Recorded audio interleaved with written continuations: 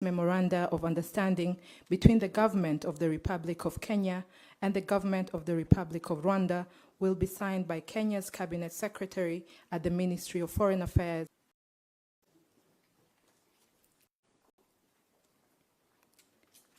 Good afternoon, Your Excellencies. You may be seated.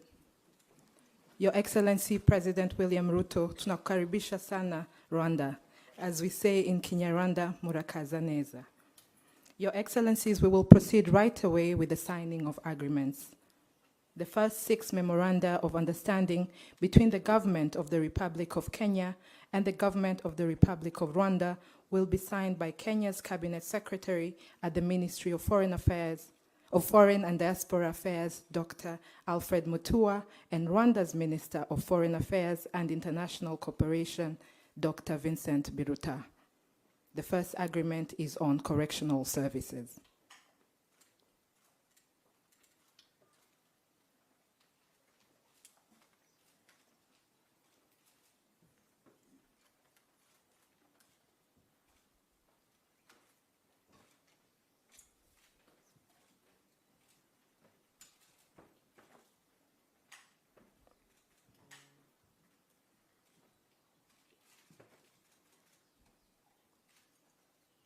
The second agreement is on diplomatic training.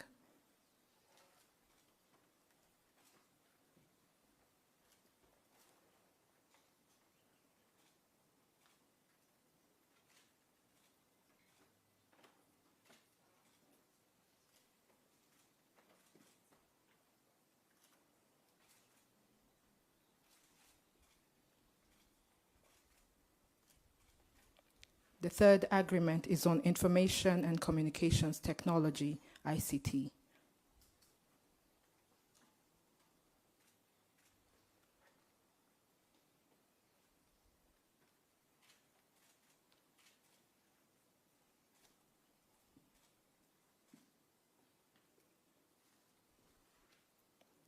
The fourth agreement is on health.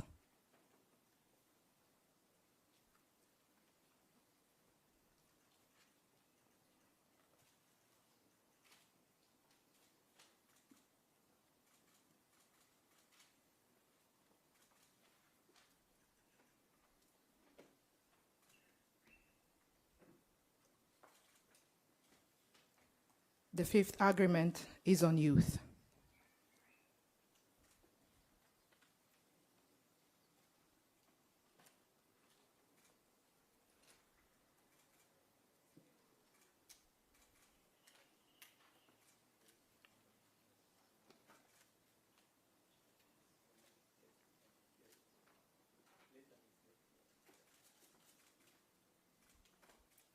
The sixth agreement is on cooperative development.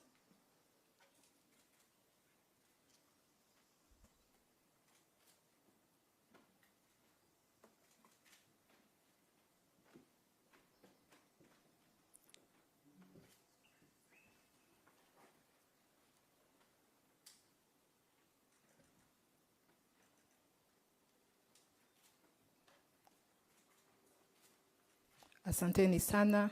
May we have a handshake, please?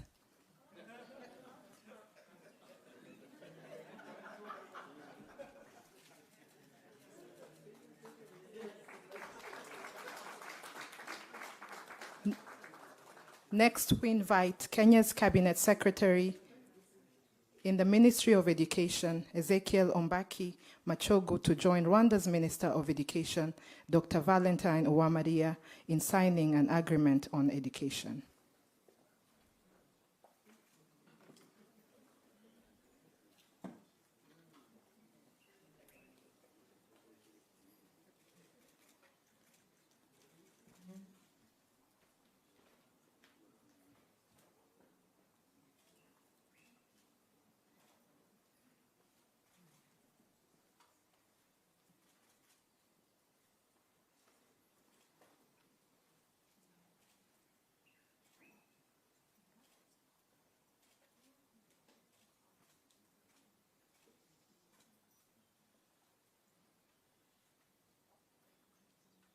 Thank you very much.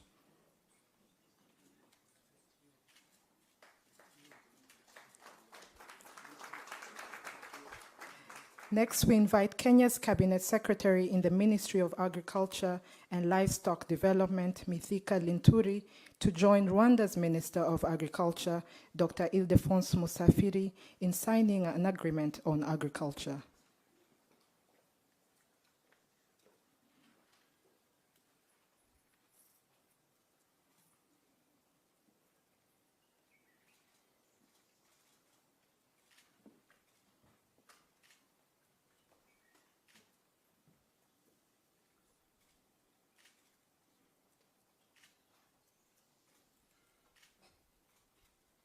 Thank you very much. Let's have a handshake, please.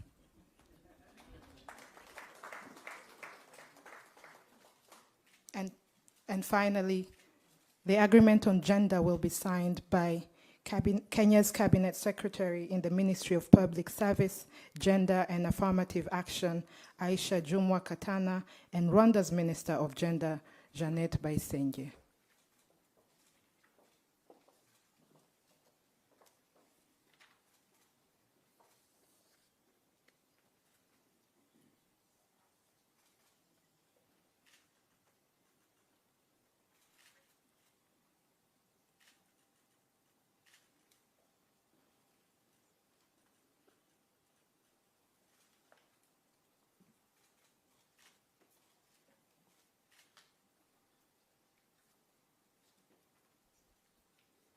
Thank you very much.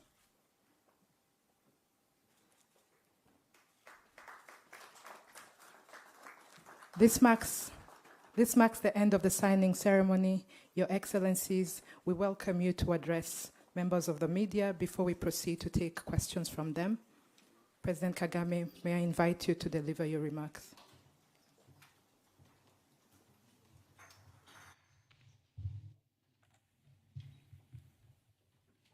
Excellency, President Dr. William Samuel Ruto, members of the media, honorable ministers, distinguished ladies and gentlemen. I want to take this opportunity to once again welcome the President and his entire delegation to Rwanda. Over the years, Rwanda and Kenya have built strong relations.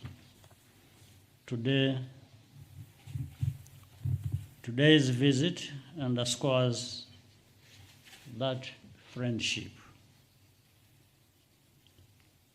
The President and I had productive discussions. We've just witnessed the signing of agreements in key sectors such as ICT, health, education, youth, and agriculture. These new areas of cooperation will bring us even closer together.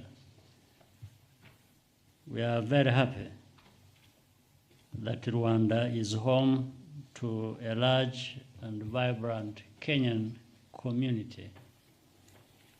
We are grateful for their contributions to our development. Private sector growth is a key priority for us in Rwanda and Kenya. Regional integration and trade is a big part of that equation. I hope we can leverage these shared interests to equip our youth with the skills and knowledge to innovate and compete. The people of Rwanda and Kenya are also united by a common vision for a more stable region. I commend Kenya's leadership in helping to resolve the crisis in Eastern Congo with other members of the East African community. To put our resources together is to own our development with less dependence on the rest of the world. Mr. President, my brother, once again, thank you for visiting our country. May I now invite you to give your remarks.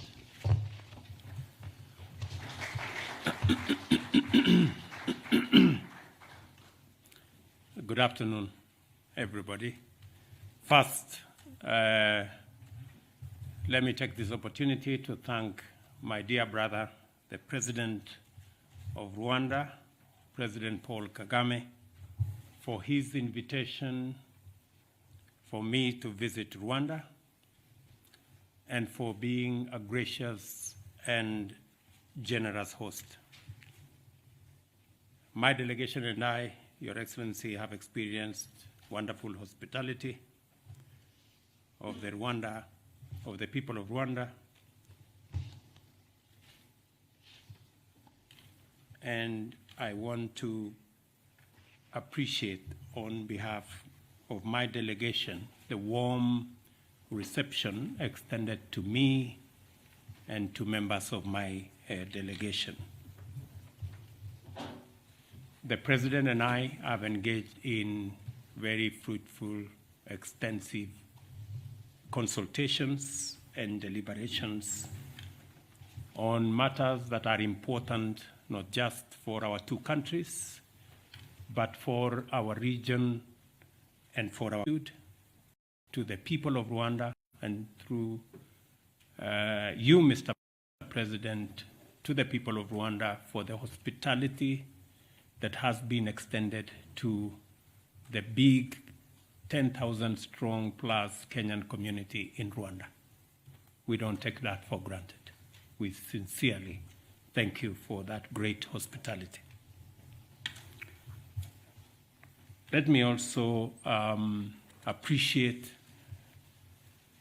the MOUs and the documents that have been signed between our officials in the many areas of health, of ICT, education, and all the other sectors that will consolidate the relationship between our two countries, present to us new momentum, and create new impetus for the growing of our relations and expanding of our engagement between our two countries and as also members of the East African community.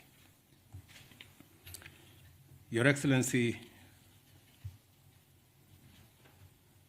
just as Rwanda is a gateway for us into the Great Lakes region, we are also aware that Mumbai to benefit from the synergy created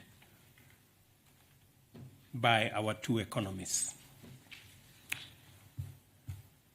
Let me also say in our conversation, we have discussed the issues around how to enhance communication between our two countries. It is the case that both Kenya and Rwanda have already signed and ratified the One Area Network that will present to our people the opportunity for ease of communication that will make it that much more easy for business, for enterprise to thrive as people engage not just through travel, but through communication. And we are looking forward jointly as Kenya and Rwanda to the other members of the East African community joining us in building this network of communication that will make it easier for people, East Africans, to work together, trade together, do business together, and live together in one common area. Let me also state that I have extended my invitation to President Kagame to attend the mid-year coordination meeting of AU that will take place in Nairobi between the 13th and 16th of July this year. Again, an opportunity that will present us a chance to discuss the matters that affect our continent, the serious issues of climate change, the serious issues of what the pandemic and all the other challenges of the war that has brought upon us, and how we can navigate in a very delicate global situation, how we can navigate as a continent and as countries into the future. We're all aware of the challenges around our region, and again, let me commend President Kagame's and Rwanda's understanding of the issues in Eastern DRC and their contribution to EAC as we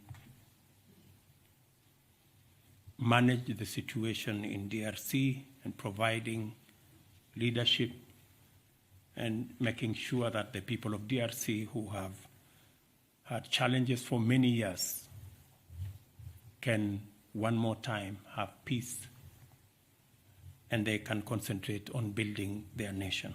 Again, we appreciate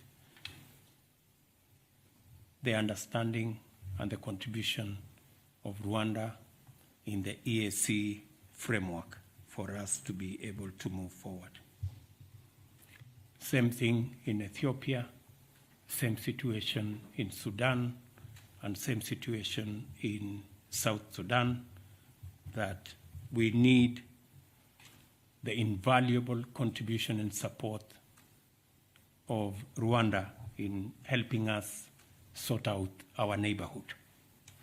Mr. President, let me again, on my behalf and of my delegation, again affirm the cordial relations between our two countries and our shared desire to deepen and expand the bonds of friendship and unity between our two nations. I am looking forward to this visit and all the other stages of this visit, and I am confident that the people of Kenya and the people of Rwanda will be the richer out of this engagement. I thank you. Asanteni waheshimiwa.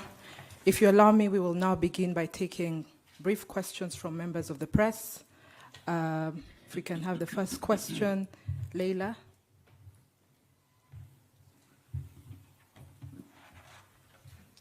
Your Excellencies, Hamjambo. My name is Leila Mohammed from NTV Kenya. You've spoken about signing of bilateral agreements in the areas of education, health, and the female and women agenda. Kindly clarify to the people of both nations a deeper understanding of what these agreements entail. For example, in education, we know that Kenya is undergoing a new CBC system. How does Rwanda engage with Kenya on such grounds? Thank you. It is to both of us. Excellency may start. The details of the relationship between our two countries, and especially in the context of the signing of the agreements, all the way from agreements on cooperatives and how we can share experience on how to consolidate the cooperative movement,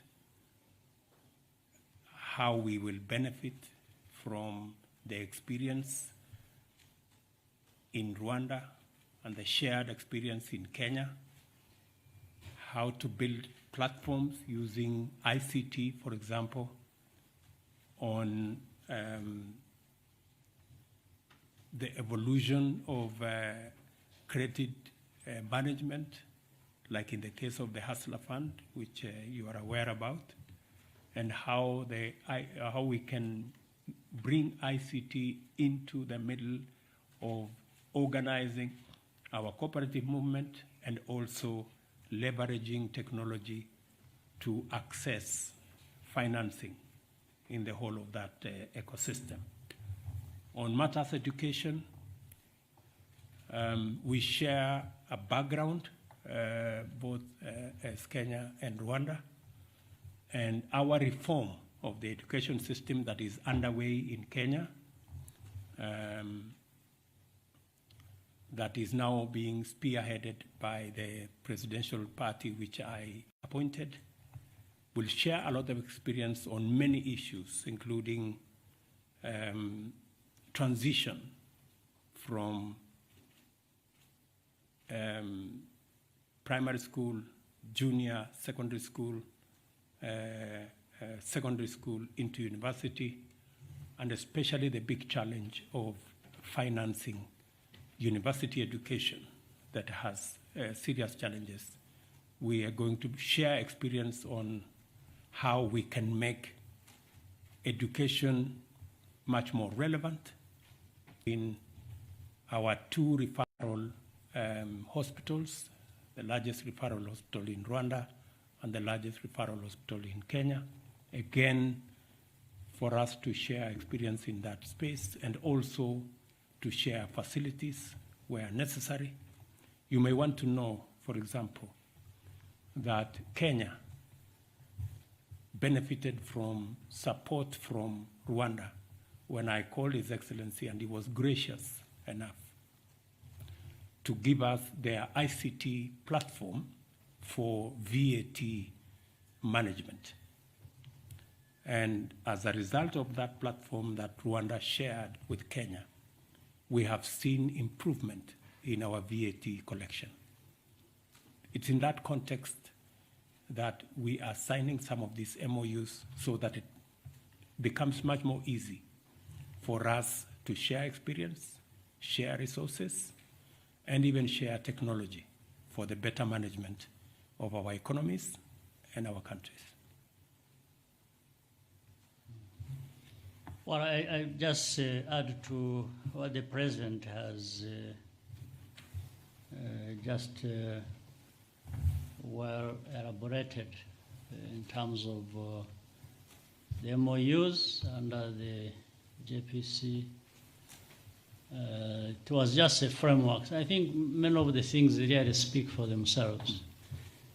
It's a framework that will help us identify which key areas of interest to both countries where we can cooperate and add value and continue.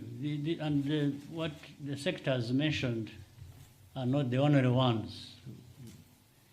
There are more that have been ongoing or more that will come where that cooperation is going to be very helpful. And it is about learning from each other, from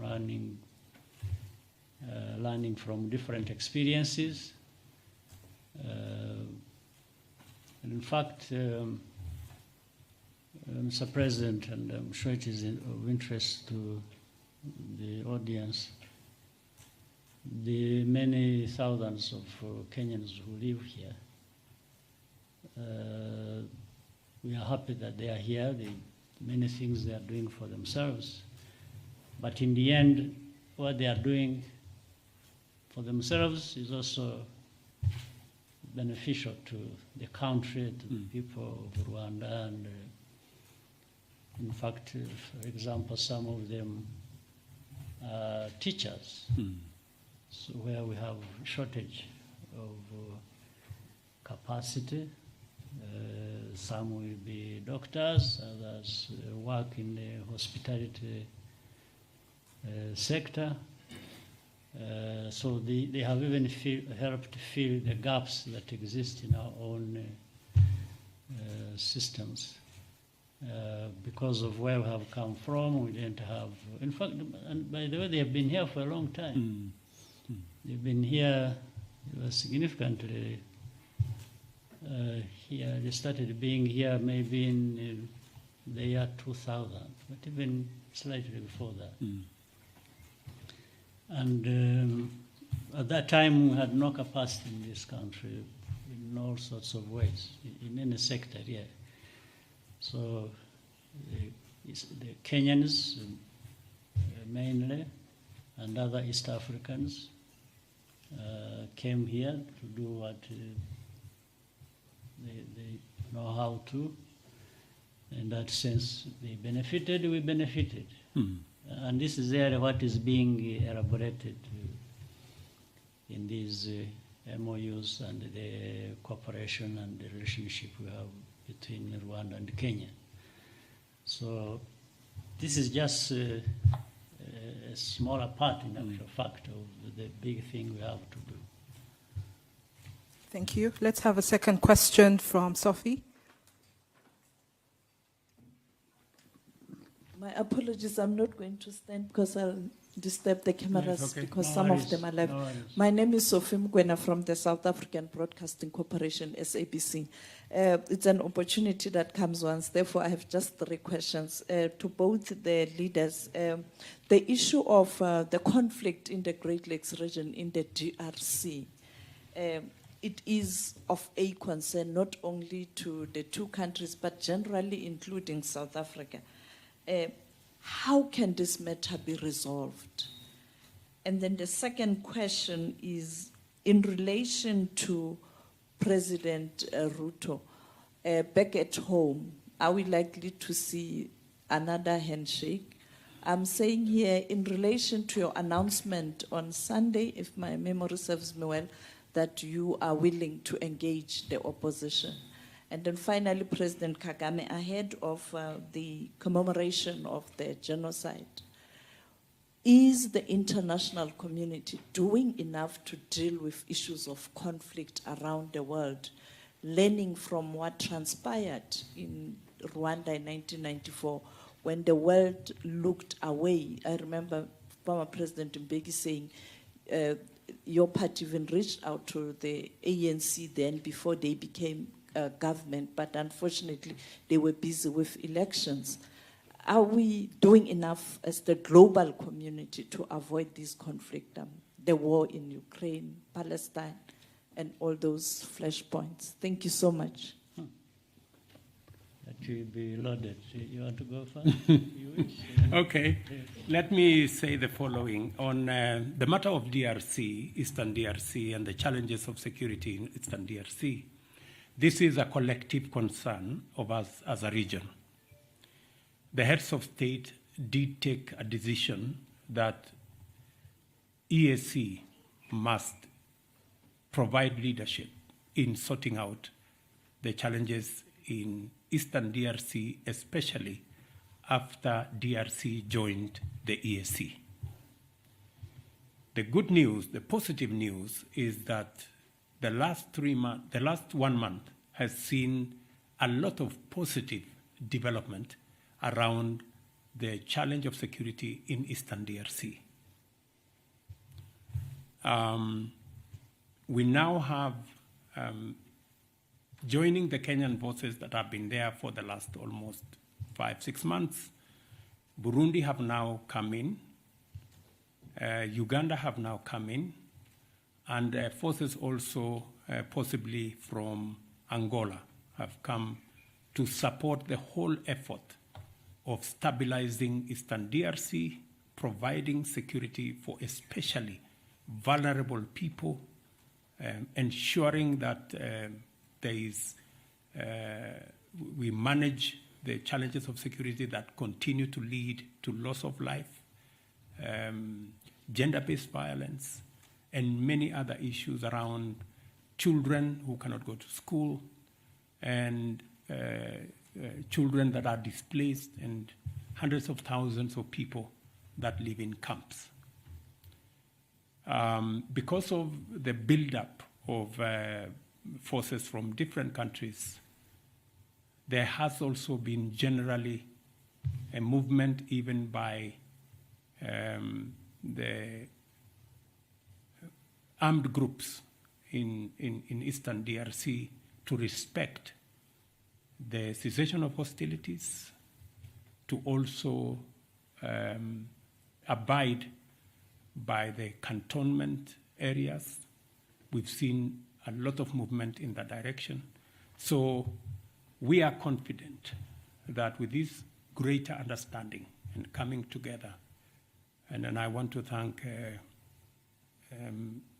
the heads of state of EAC for providing leadership in this area, and we are working together to see to it that we stabilize Eastern DRC so that Congo can have peaceful elections and they can continue to enjoy their country. On the issues of Kenya, thank you very much for asking. We believe we are a democratic nation. In fact, possibly the largest democracy in our region. And we value, and we, thank you very much, Mr. President. I think he realized I was struggling.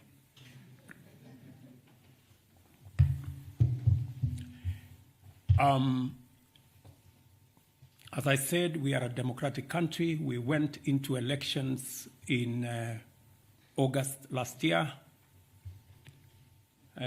Highly competitive election, very peaceful election, the best acclaimed outcome ever, an election that dealt a big blow to ethnicity, that election was devoid of any ethnic propaganda or any ethnic persuasions. Kenyans voted, and the outcome of that election was acclaimed by all the people who went through that journey with us, including observers, both domestic and also foreign.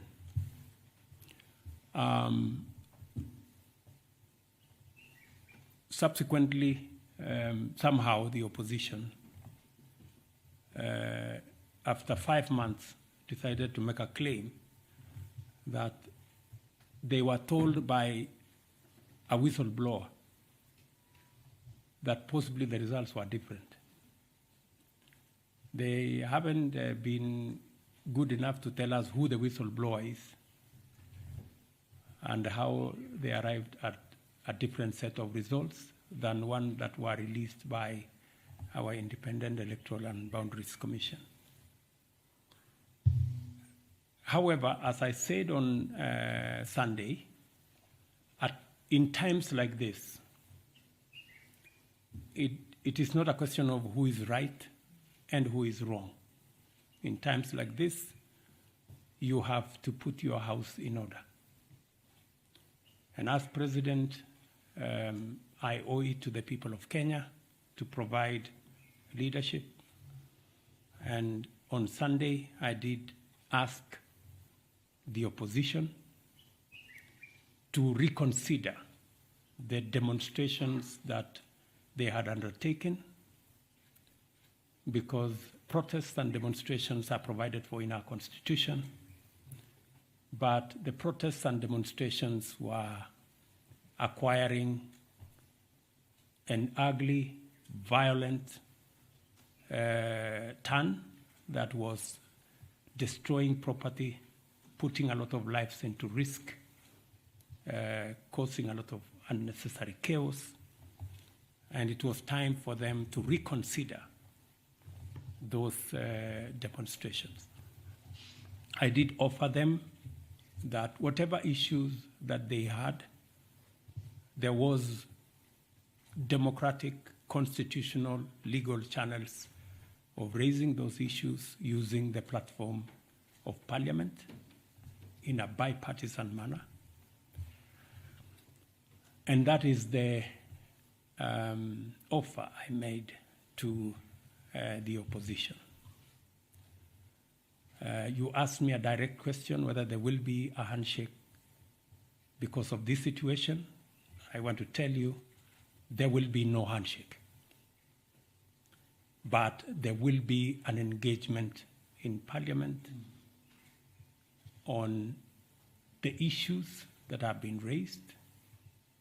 Those that Parliament can resolve, they will be resolved. And when I say there will be no handshake, I know that there is a context, like we were being told here, please have a handshake.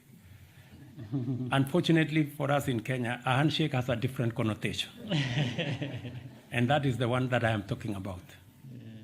The handshake that brings the opposition and government into some conundrum and a mongrel and an outfit that is undemocratic, unconstitutional, and illegal.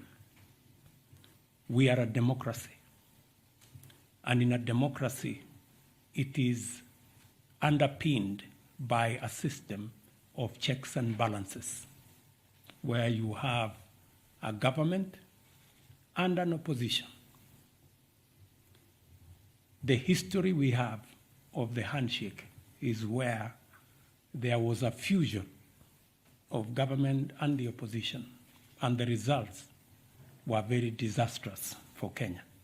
There wasn't any accountability.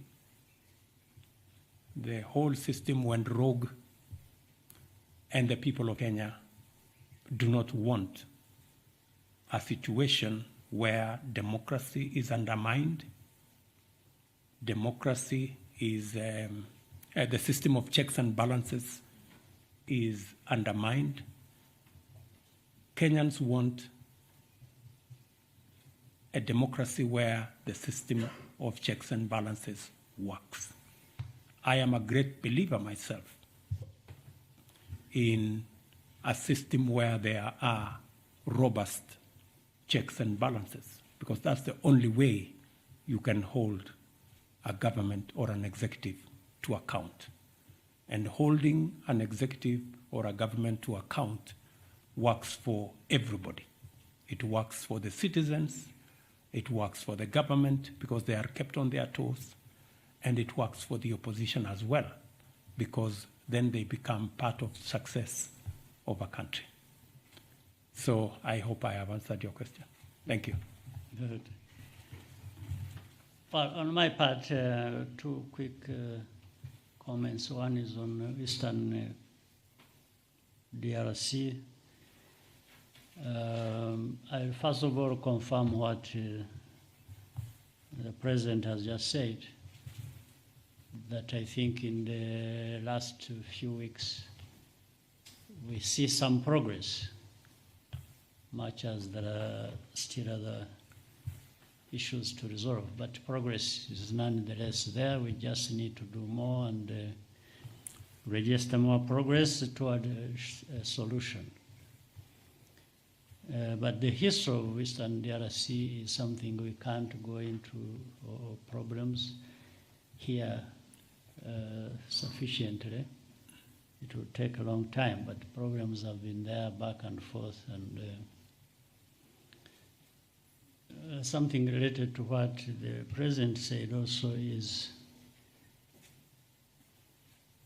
maybe for many years people have concentrated on trying to apportion blame to all parties and who is right, who is wrong, and it has gone on forever. So that means there's something wrong with that approach to dealing with the issues. I think the best way to deal with such issues is study, understand, and deal with the root causes of any of that problem or any other problem anywhere. If you don't look at the root causes, then you tend to give a partial solution, and then problems come back every other time. So, and this is linked to what you also mentioned, referring to the international community and what they do, whether there are any lessons learned. I want to, first of all, assure you there is very little learning in our world, in the world we live in. And that's why you find crises happening everywhere after crisis. If we learned lessons and applied the lessons, I think we would have less problems. Like in our case, the Eastern Congo problem has been there, has been related to problems we had here in Rwanda in some way. Then other things are specific to Congo. So then there is a mixture of Rwandan problems, Congolese problems, and when they mix up and you don't approach it correctly, you tend to have a permanent situation like this. So that with the involvement of the East African community, the countries so far involved, I think putting heads together, the leaders of the East African community, and by the way, also because these are people near to the problem or linked to the problem, one or the other. It goes into what is so often talked about, African solutions. I think well applied, truly these would provide solutions, because there is a direct stake into that, and people are close to the causes or to the problem itself. So I have hope that we can find a solution, and maybe the outside world, all we need to ask is to support what the African leaders are doing and countries are contributing to, instead of getting into the mix themselves with what they think should be the solutions. It's better to support the solutions or the proposed solutions by African leaders. So I think we have, that problem is there. The processes are on to deal with the problem, but I think we give it time. The sooner we can really do things that we have to do, then we would have would find solutions also that people are waiting for. So it is here in Eastern Congo, that is, and then the global community that, given the whole world, as you said, maybe those who I'm talking about who try to help here tend to divert their attention to other parts of the world. Maybe the problems in Eastern Congo or around the region, the Great Lakes region, will take, we end up being secondary in a sense.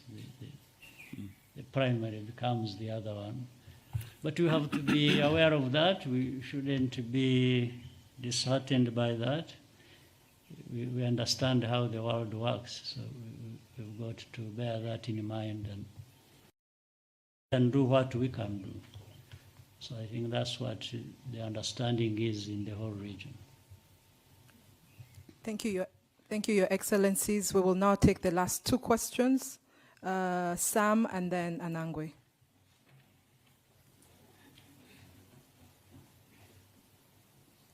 Who is Sam?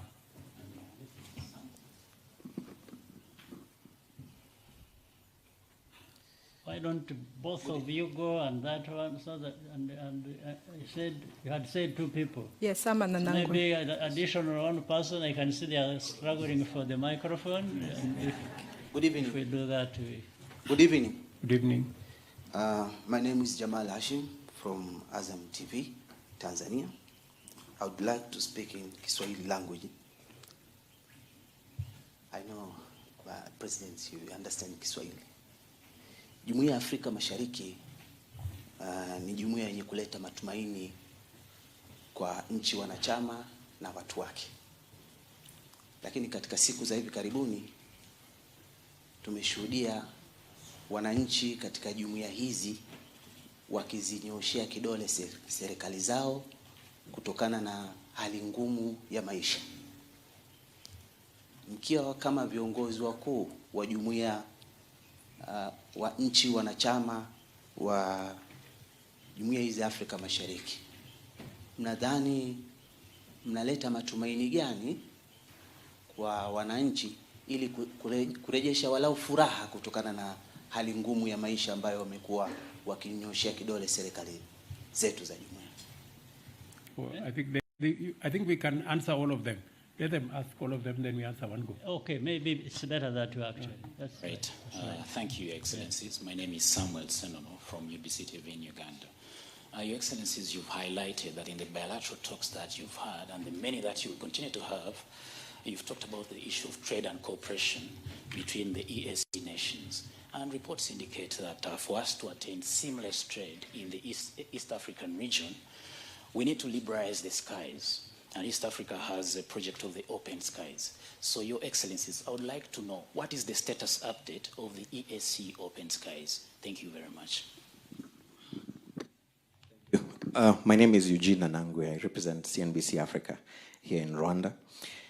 President Ruto, recently you gave a bag of goodies, for lack of a better word, for US investors, including possible tax relief measures. And this has been received in different ways. There are those who are local traders and those from the region who probably see this as, something that they wish to see as well. How do you convince them that such measures are not discriminatory and that you also think about those local investors? To both of you, President Paul Kagame and President Ruto, we are experiencing tectonic geopolitical shifts.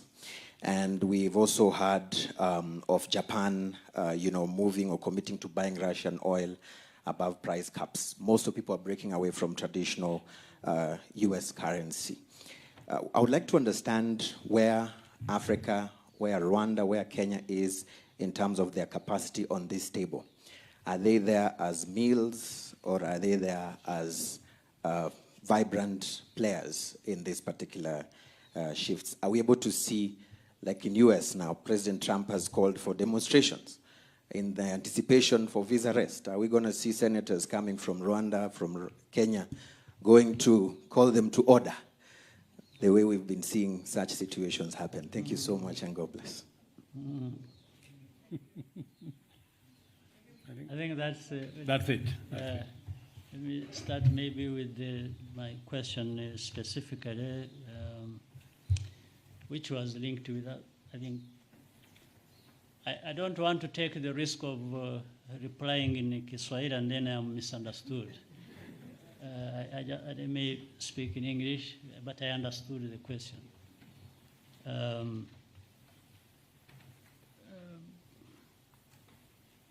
Leaders grapple with all kinds of problems.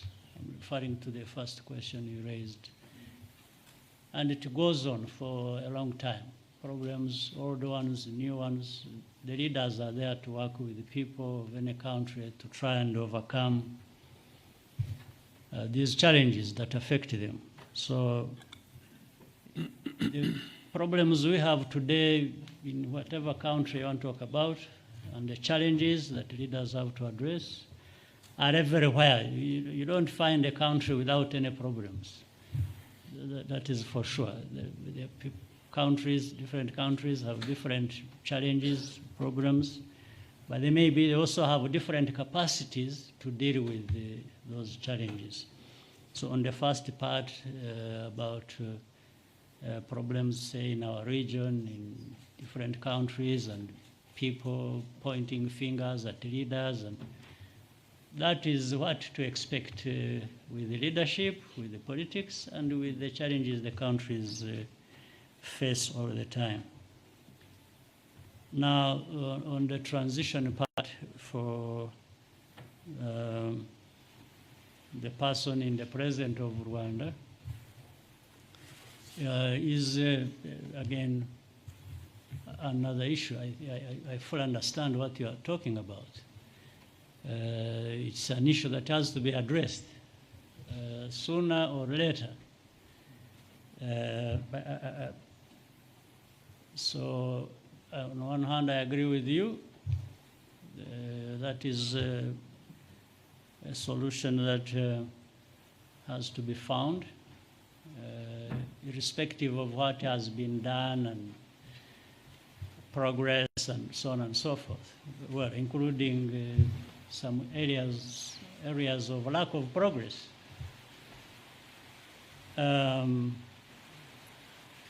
But maybe you heard my speech.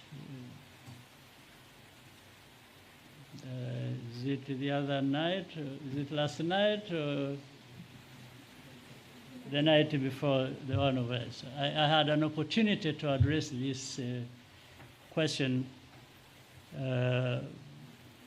directed to my party, which over the weekend we had many things to do, including we had a Congress that brought together over 2,000 cadres of the party I lead, which leads the country as well. Some of those things were discussed. And the one you put the question to myself, I had the opportunity to discuss it with my members of the party, that it is an inevitability that we have to find, first of all, grow leaders, and not for me to decide who is going to be the next leader after me.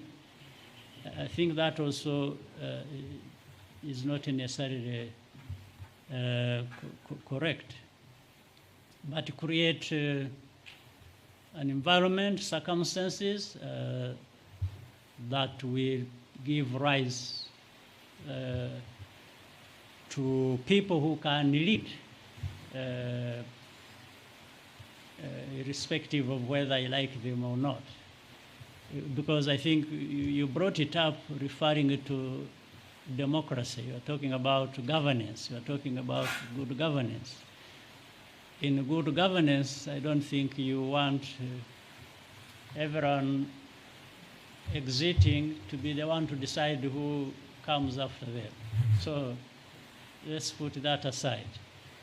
But the situation is being looked at, has been looked at, in fact, since 2010.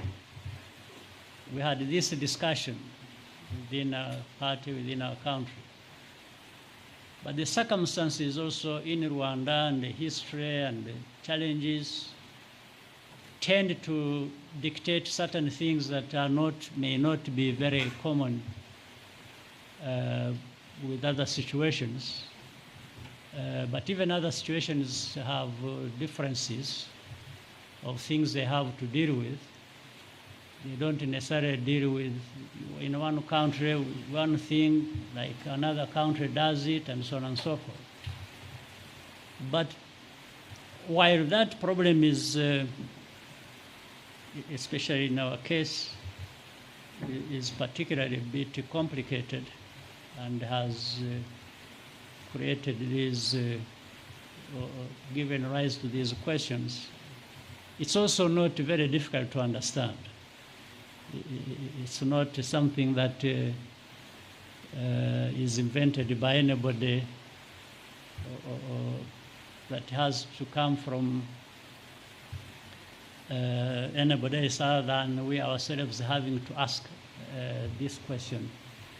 Because at the end of the day, we are the stakeholders, and we aren't doing it for anybody else or to please anybody else or to do that.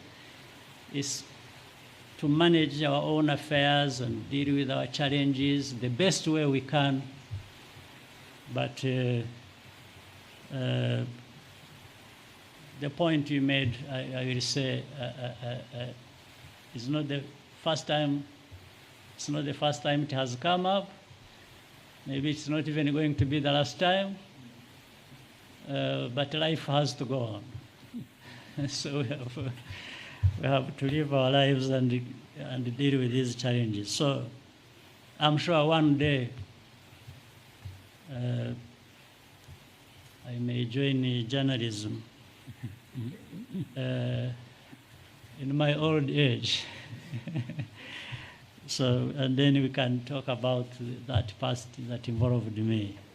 I'm looking forward to that. So maybe, President, I let you go and we can keep. Okay. Yeah. There was a question about the progress of the EAC Open Skies project. Yes. This one is also another thing that is going to happen if we really talk about integration and mean it. We can only say it has delayed, but it will come.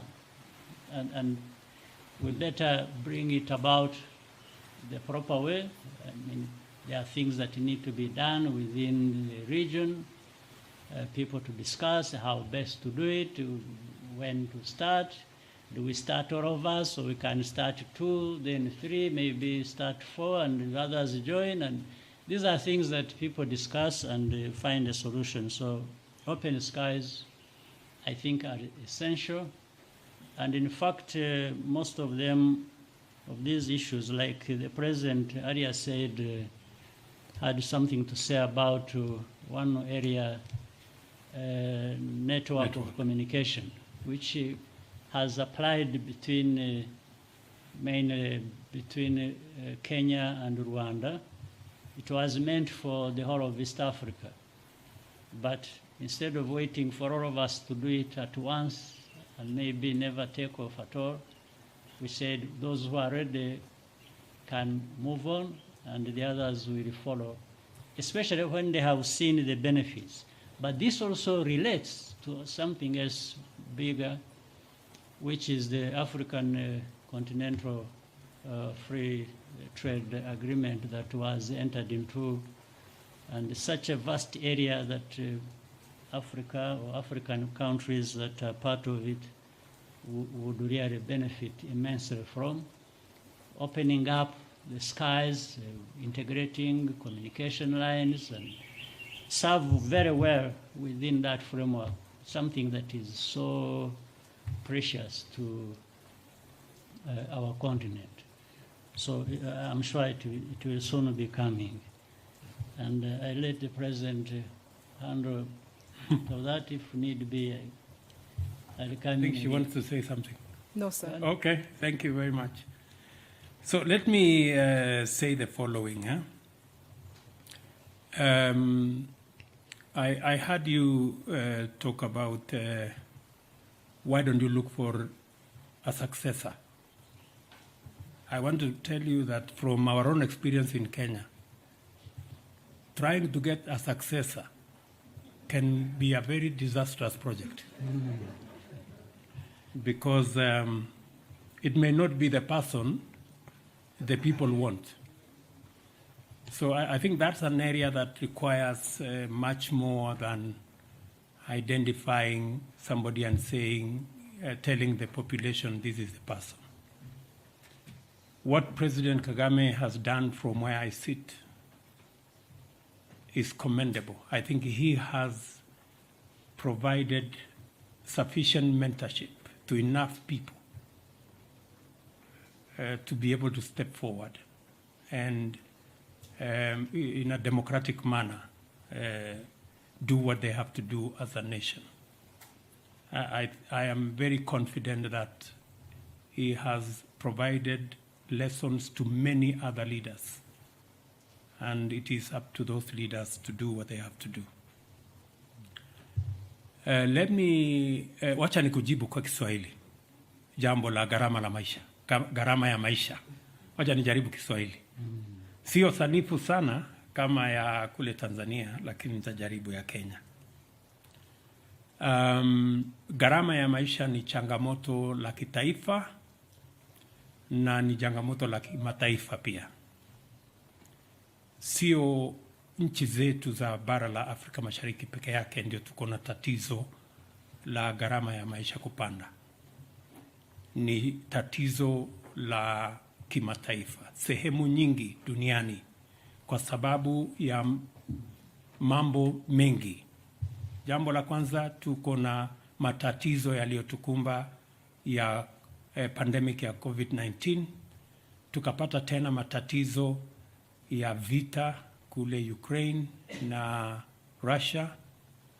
Tukapata tena na matatizo makubwa ya climate change.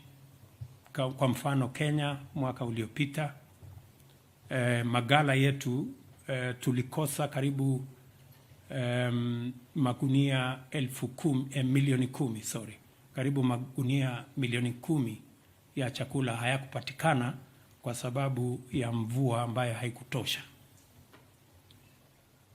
Na ni lazima tufikirie mbinu kama serikali, ni vipi tutashughulikia tatizo hili tukiwa na changamoto za climate change, kukosekana kwa mvua, kuchelewa kwa mvua na mambo kama haya, na vile vile kukosekana kwa mbolea ambazo tunatumia, na ni vile tutashirikiana kuondoa kwa mfano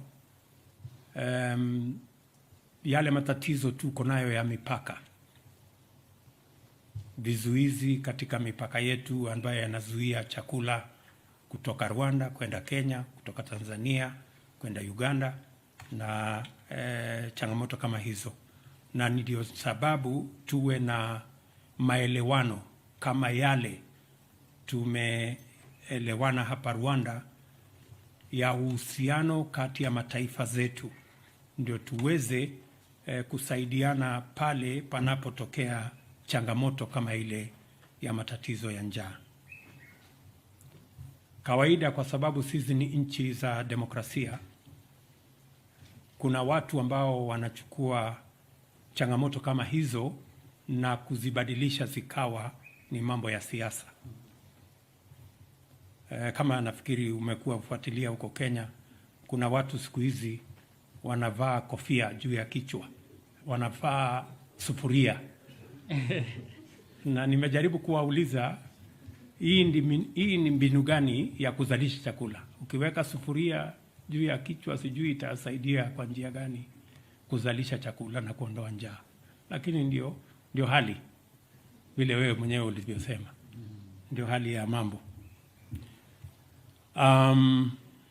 Again, to maybe speak to the issue raised about open skies, I think President Kagame has responded to you very well. It is not a matter of if, it is a matter of when.